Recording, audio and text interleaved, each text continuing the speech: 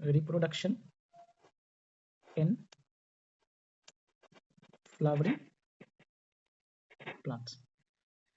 तो हम लोग इंपॉर्टेंट क्वेश्चन से डिस्कस करेंगे। तो sexual reproduction in flowering plant में अगर क्वेश्चन पूछा जाए तो क्या क्या क्वेश्चन पूछ सकता है?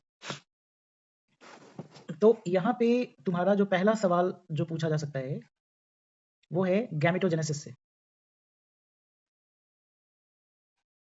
ठीक है, तो गैमेटोजेनेसिस में दो टर्मिनोलॉजी यूज हो रहा है। एक हो रहा है मेगा गैमेटोजेनेसिस, दूसरा है माइक्रो गैमेटोजेनेसिस। ठीक है, तो एक बात हमेशा ध्यान में रखना है, जब बात मेगा की हो तो कहीं ना कहीं फीमेल है, और जब बात माइक्रो की हो तो कहीं ना कहीं मेल है। ठीक है, तो अगर हमारा कहना है कि कहीं ना कहीं ये जो गैमेट बन रहा है मेगा गैमेटोजेनेसिस, तो आप क्या लिख पाओगे इसके बारे में? तो निश्चित तौर पे मेगा गैमेटोजेनेसिस है, तो मेगा गैमेटोजेनेसिस का मतलब किसका बनना हो गया बताइए? ओव्यूल का बनना मेगा हो गया, स्पोर। मेगा स्पोर का। तो मेगा स्पोर का बनना, तो मेगा स्पोर किसको बोलते हैं ओव्यूल। बताइए? मेरा कहना है कि जो मेगा स्पोर ओव्यूल को बोलते हैं, या मेगा स्पोरेंजियम को ओव्यूल बोलते हैं। तो सबसे मेगा पहला, स्पोर हाँ जीएम मेगा को स्पोरेंजियम ओव्यूल। बता, कह रहा है कि मेगा स्पोरो मेगा गैमेटोजेनेसिस है। तो मेगा गैमेटोजेनेसिस है, या तुमसे ये पूछ दिया कि मेगा स्पोरोजेनेसिस किसको कहेंगे? तो मेगा स्पोरोजेनेसिस और मेगा गैमेटोजेनेसिस में क्या डिफरेंस है बताओ? घबराना मत, टोटल हो जाएगा। थोड़ा सा हम अभी आपसे पूछ रहे हैं जानबूझ के, ताकि हम थोड़ा सा इनिशिएट कर रहे हैं चैप्टर को, कि आपको दिमाग पर स्ट्राइक करे। मेगा स्पोरोजेनेसिस और मेगा गैमेटोजेनेसिस, है ना, इन दोनों में क्या डिफरेंस है?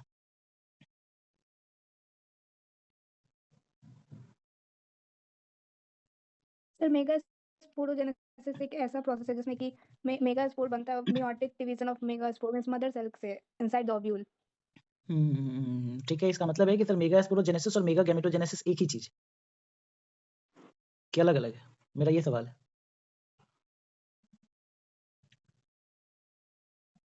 सेम सेम ही है।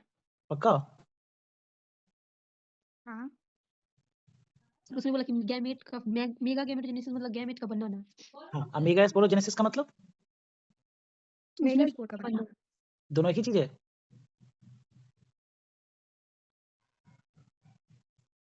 सर फीमेल गैमेटोफाइट का जो डेवलपमेंट वो एम्ब्रियोजेनेसिस एक मिनट प्रियंका, फिर से बोलो।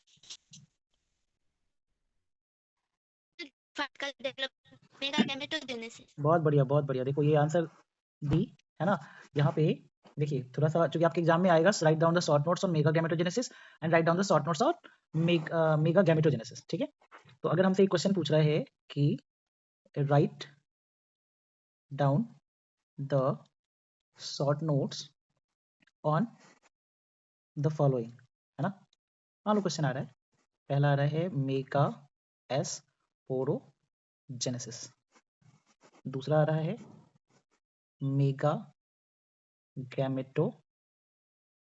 ठीक है, तो इनको हम लोग आंसर कैसे करेंगे वो देख लीजिए। तो सबसे पहला है मेगा स्पोरोजेनेसिस। तो मेगा स्पोरोजेनेसिस का मतलब हो गया it is the process of formation of megaspore from the mega spore mother cells, है ना। Mega sporogenesis is what? It is the process of formation of mega spore. तो mega spore किसको कह रहा है? ओव्यूल को, Priyanka? Female gametophyte को। Female gametophyte को तो मेगा गैमेटोजेनेसिस कहेंगे। क्या बोलेंगे? मेगा स्पोर जो होता है ना फीमेल गैमेटोफाइट का फर्स्ट सेल होता है। मेगा स्पोर फीमेल गैमेटोफाइट का फर्स्ट सेल होता है, वही ना डिफरेंशिएट होकर के 7 सेल 8 यस न्यूक्लियट सर। देता है तुमको। किस केस में? एंजियोस्पर्म्स के केस में। किस केस में? एंजियोस्पर्म्स के केस में, यही ना पढ़े थे हम लोग। Yes sir. तो मेगा स्पोरोजेनेसिस क्या हो गया? तो it is the process of formation of megaspore. It is the process of formation of megaspore from megaspore mother cell. ठीक है, इसको हम लोग शॉर्ट में क्या बोलेंगे? MMC भी बोलते हैं। It is the process of formation of megaspore from megaspore mother cell. ठीक है, तो जो मेगास्पोर मदर सेल होता है वो डिप्लॉयड सेल होता है, और मेगास्पोरोजेनेसिस में जो बन रहा है मेगास्पोर्स, ये क्या होते हैं बोलो, बताइए। Sir Haploid. मेगास्पोर्स हैप्लॉइड्स होते हैं, ठीक। अब कहता है ये जो मेगास्पोरोजेनेसिस होता है ये कहाँ होता है? This process takes place inside the ovule. This process takes place कहाँ होगा बच्चों? Inside the ovule. तो हमने मेगा गैमेटोजेनेसिस को देख लिया कि sir megaspores formed after megasporogenesis gets developed into female gametophyte. This process is called as megagametogenesis. साथ में हम ये भी देख रहे थे कि सर अगर हम लोग बात करें एंजियोस्पर्म्स की, किसकी बात करें? एंजियोस्पर्मिक प्लांट्स की, ठीक है। तो इनका जो क्या होता है, इनका जो मेगा गैमेटोफाइट है ना, इनका जो गैमेटोफाइट है इसको बोल रहे हो आप, तो जो गैमेटोफाइट है इसके बारे में हम लोगों ने क्या पढ़ा था? इट इज 7 सेल्ड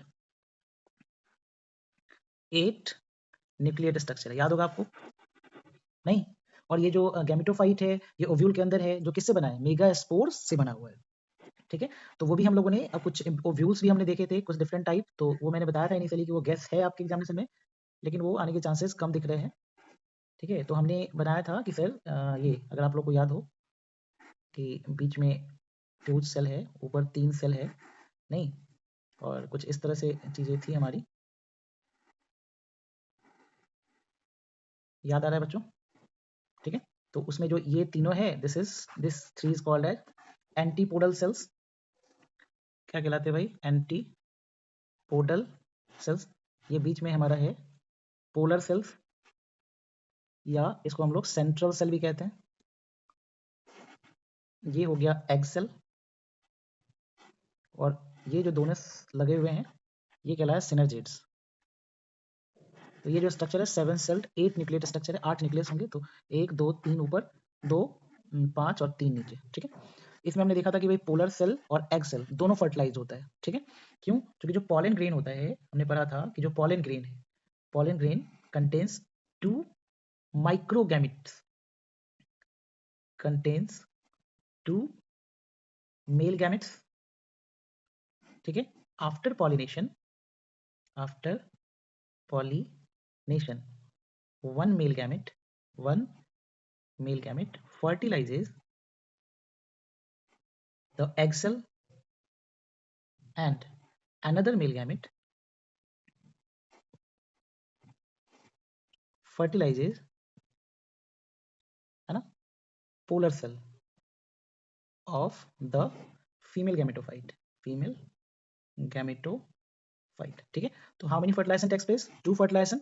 एक तो जो है हमारा एग सेल फर्टिलाइज हो रहा है बाय वन मेल गैमेट, दूसरा पोलर सेल फर्टिलाइज हो रहा है बाय अनदर मेल गैमेट, है ना। This phenomena is called as, क्या कहलाता है? Is known as double fertilization. तो ये भी एक इंपॉर्टेंट है, फर्टिलाइजेशन। तो आपका एक ये भी क्वेश्चन इंपॉर्टेंट है, कौन सा? कि write short notes on double fertilization, write short notes on किस पे? Double fertilization. ये डबल फर्टिलाइजेशन की फेनोमेना किसके द्वारा डिस्कवर की गई थी?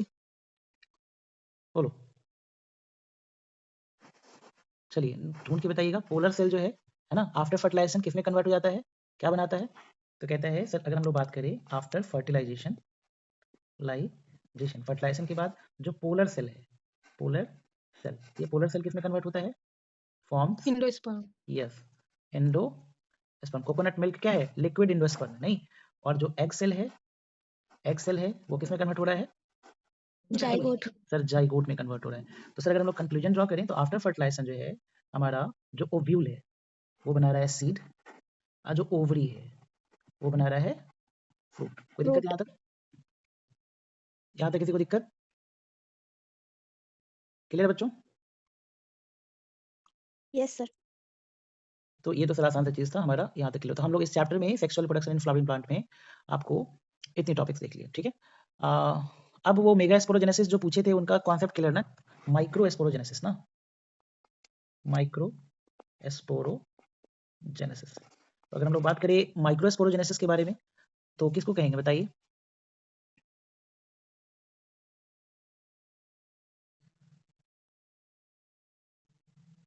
Process of formation of microspore from the microspore mother cell by the exactly process of meiosis. एकदम सेम है, मतलब यहाँ क्या होगा कि माइक्रोस्पोर्स बनेंगे, एकदम वही चीज होगा, process of formation of microspores from microspore mother sales.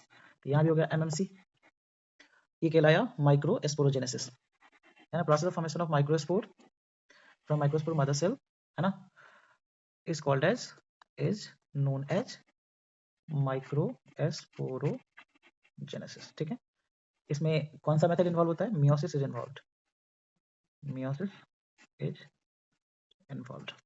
तो अगर हम लोग मेल पार्ट, फ्लावर के मेल पार्ट की बात करें, इसकी बात कर रहे हैं मेल पार्ट, तो मेल पार्ट क्या है भाई?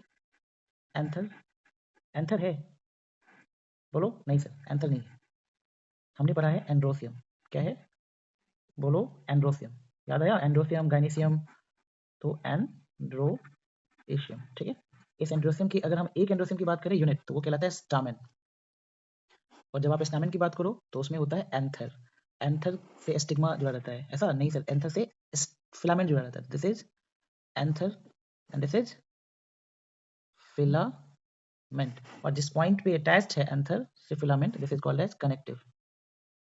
ये बेसिक स्ट्रक्चर हो गया। तो ये जो एंथर है ना, it is actually acts as, कैसे काम करता है एंथर?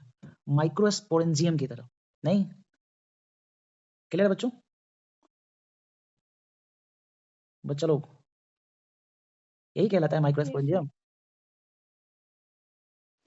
ठीक है, तो अगर हम एंथर की बात करें तो सर एंथर में देख रहे हैं कि कितने लोब होते हैं? बाई लोब्ड है, 2 लोब्ड नहीं, देखो 2 लोब दिख रहा होगा आपको, पहला दूसरा। ठीक है, और कैसा होता है? मोनोथिकस की डाइथिकस? बोलो, जब इसको काटोगे तुम तो क्या मिलेगा? मतलब प्रत्येक लोब में 2 चैम्बर्स होते हैं, नहीं, अगर आप इसको कट करिएगा तो कुछ इस तरह के स्ट्रक्चर्स देखने को मिलते हैं। तो 1 2 3 4, ठीक है, तो 2 कैविटी है ना, और कितने स्पोरेंजिया हैं? सर 4 एस्पोरेंजिया। ठीक है, नहीं तो 4 एस्पोरेंजिया नहीं सर, 4 माइक्रो एस्पोरेंजिया। क्या कहलाएगा? 4 माइक्रो एस्पोरेंजिया, इसलिए इसको टेट्रा एस्पोरेंजिएट भी कहते हैं। क्या कहते हैं? टेट्रा एस्पोरेंजिएट कहते हैं। कितने बाइलोब्ड हैं? 2 थीका, इसलिए इसको क्या कहेंगे? डाइथिकस। तो डाइथिकस क्लियर, माइक्रोस्पोरेंजिया क्लियर, क्लियर ना बच्चों? एंथर के अगर हम लोब को कट करें तो इसके अंदर कितना होगा? बोलो, 4 लोब दिखता है ये, और हर लोब को हम माइक्रोस्पोरेंजिया जियम कह रहे हैं, तो 4 है तो इसलिए टेट्रास्पोरेंजियम। क्लियर है ना बच्चा? कोई दिक्कत? Yes, sir. तो अब हमारा कहना है कि अगर हम लोग ईच माइक्रोस्पोरेंजिया की बात करें, तो यहाँ पे एक छोटा सा क्वेश्चन इसलिए बता दे रहे हैं कि अगर हम लोग ईच माइक्रोस्पोरेंजियम की बात कर रहे हैं, ईच माइक्रोस्पोरेंजियम, तो अगर ईच माइक्रोस्पोरेंजियम की बात करें तो कितने लेयर्स होते हैं इसमें? बताइए। 4 layers. Surrounded by 4 layers, exactly, surrounded by 4 layers, 4 layers होते हैं इसमें। ठीक है, तो 4 लेयर, तो क्वेश्चन हमारा आता है ना, क्वेश्चन हमारा आता है तो 4 लेयर कौन कौन से है भाई? तो सबसे बाहर वाला क्या होगा सर? एपिडर्मिस, नहीं, एपिडर्मिस के बाद उसके अंदर एंडोथेसियम, एंडोथेसियम, इसके बाद बता दो, एंडोथेसियम के बाद middle layer, good sir, middle layer, और मिडिल लेयर के बाद सर टैपेटम, टैपेटम, इसी को जानना था हमको। एक तो 4 लेयर क्वेश्चन का जगह है, एमसीक्यू नहीं। अब ये टैपेटम क्या करता है?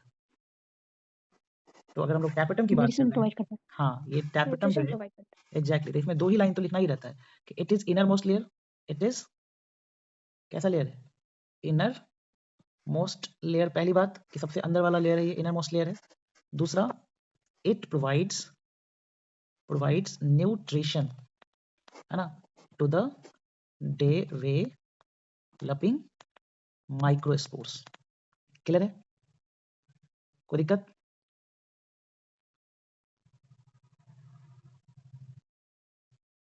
माइक्रोस्पोर को हम दूसरे शब्दों में क्या कहते हैं? Sir pollen grains. कोई दिक्कत नहीं ना बच्चा लोग? No, sir. तो इधर सारा हो गया हमारा। ठीक है, अगर तुमसे मान लो एक छोटा सा सवाल पूछ रहा है यहाँ पे, टैपेटम लेयर का क्वेश्चन बना सकते हो अब तुम? इनरमोस्ट लेयर है और ये न्यूट्रिटिव लेयर है जो पॉलन ग्रेन को क्या करता है, न्यूट्रिशन देता है। कहानी खत्म। अगर मान लो क्वेश्चन ये आता है कि write short notes on microspore tetrad, तो अगर माइक्रोस्पोर टेट्राड पे आएगा तो देखो हमारे कहना है जो माइक्रोस्पोर मदर सेल होता है, अच्छा ध्यान देना कि हमारा जो है this is microspore mother cell. Zoom है 40 मिनट बाद कटेगा तो फिर से आप ज्वाइन कर लोगे, 10 मिनट टाइम लेता है, 10 मिनट का गैप रहता है। इसमें क्या होगा, मियोसिस होगा। तो ये क्या करेगा, जब मियोसिस होगा तो एन कितने बना देंगे बताइए, 4 के ग्रुप में बनेंगे। This is called as tetrad. Clear है? इनका जो एक स्पेसिफिक अरेंजमेंट है वो क्या कहलाता है बच्चों, टेट्राड कहलाता है। कोई दिक्कत बच्चा, कोई प्रॉब्लम? तो प्रोफेसर आंसर कैसे No, sir. लिखेंगे, ये तो बताया नहीं आपने। तो आंसर लिखेंगे सिंपली कि microspore mother cell undergoes meiosis and forms microspore in the form of arrange in the form of tetrad. नहीं तो क्या लिखेंगे, microspore mother cells undergoes meiosis and forms 4 microspores that remains arranged in the form of tetrad। Clear है? कोई दिक्कत है ना? Structure of pollen grain पे क्वेश्चंस आते हैं हमारे एग्जामिनेशन में, उसको थोड़ा सा देख लें। ठीक है, तो सर अगर हम लोग बात करें पॉलन ग्रेन्स की, नहीं तो पॉलन ग्रेन का अगर स्ट्रक्चर पूछा जाता है बच्चों, कुछ बता सकते हैं आप लोग? सबसे इंपॉर्टेंट है इसका स्ट्रक्चर। कुछ याद है आप लोगों को पॉलन ग्रेन के स्ट्रक्चर के बारे में? मतलब इसका 2 लेयर होता है, इंटाइन और एक्टाइन। यस। तो जनरली क्या होता है ये, इट इज स्फेरिकल। ठीक है, मेजरिंग अबाउट, मतलब अगर इसका मेजरमेंट देखोगे, जो याद नहीं रखना है आपको, बस एक इंटरेस्ट के लिए बता रहे हैं, measuring about 20 to 50 micrometer in diameter, 20 to 50 micrometer in diameter. Just for information है ना। इनके जो आउटर लेयर्स होते हैं, अगर मान लो ये है इस तरह से, अगर हमारा पॉलन ग्रेन है, ठीक है, तो जो इसका आउटर लेयर होता है बच्चों, वो आउटर लेयर कहलाता है exine. Outer layer, this is exine. और ये कैसा होता है, हार्ड होता है, काफी ज्यादा हार्ड होता है। ठीक है, किसका बना होता है, मेड अप ऑफ एस्पोरोपोलेनिन। मैंने बताया था आपको, मेड अप ऑफ एस्पोरोपोलेनिन। किसका बना होता है बच्चों, पोलेनिन। मोस्ट रेसिस्टेंट ऑर्गेनिक मटेरियल है फाउंड ऑन द अर्थ। क्या है ये, most resistant organic material found on the earth. Most resistant organic material है फाउंड ऑन द अर्थ। कौन, एस्पोरोपोलेनिन। ठीक है, और ये होना भी चाहिए, नहीं तो चूंकि ये मेल गैमेट को कैरी कर रहा है, अगर ये ज्यादा रेसिस्टेंट नहीं होगा तो क्या होगा बोलो, तो वो खराब हो जाएगा। अब देखो कहते हैं, सॉरी हमारे कहने का अब क्या होता है कि एक जगह होता है इसमें जो पंक्चर्ड एरिया होता है। ठीक है, नो एस्पोरोपोलेनिन इज फाउंड, तो this is called as germ pore, है ना। तो जर्म पोर क्या होगा सर, जर्म पोर एक ऐसा जगह है जहाँ पे क्या रहता है बोलो, एस्पोरोपोलेनिन एब्सेंट होता है। Germ pore, place where sporopollenin remains absent, वहां पे एस्पोरोपोलेनिन नहीं होता है। ठीक है, तो नहीं होगा तभी क्या होगा कि जो अंदर में पॉलन ग्रेन के अंदर जो अंदर का लेयर है, this is called as intine. नहीं, अंदर का लेयर क्या कहलाता है बोलो, अंदर का लेयर क्या कहलाता है बच्चों, this is called as intine. हाँ, क्लियर है? अब आपको इसमें और भी चीजें हैं कि सर इसके न्यूक्लियस होते हैं इसके अंदर। ठीक है, दिस इज न्यूक्लियस, और 2 वैक्यूल्स रहता है। नहीं, तो दिस इज न्यूक्लियस, और क्या होगा, दिस इज वैक्यूल्स। ठीक है, और बाद में ये जो न्यूक्लियस है 2 भागों में टूट जाता है। नहीं, 2 भागों में टूट के क्या बनाएगा, वेजिटेटिव एंड जनरेटिव सेल्स। याद है आपको बच्चों, ये जो न्यूक्लियस है, न्यूक्लियस ऑफ पॉलन ग्रेन, इसकी बात करें तो ये क्या बनाता है, तो बनाता है वेजिटेटिव सेल और क्या बनाएगा, जेनेरेटिव सेल्स। ठीक है, तो दोनों का मतलब जाहिर सी बात है कि जो वेजिटेटिव सेल्स है वो न्यूट्रिटिव होगा, ये लार्जर होता है, और ये क्या होगा, स्मॉलर होगा। ठीक है, ये वेजिटेटिव सेल क्या करता है, कंटेन्स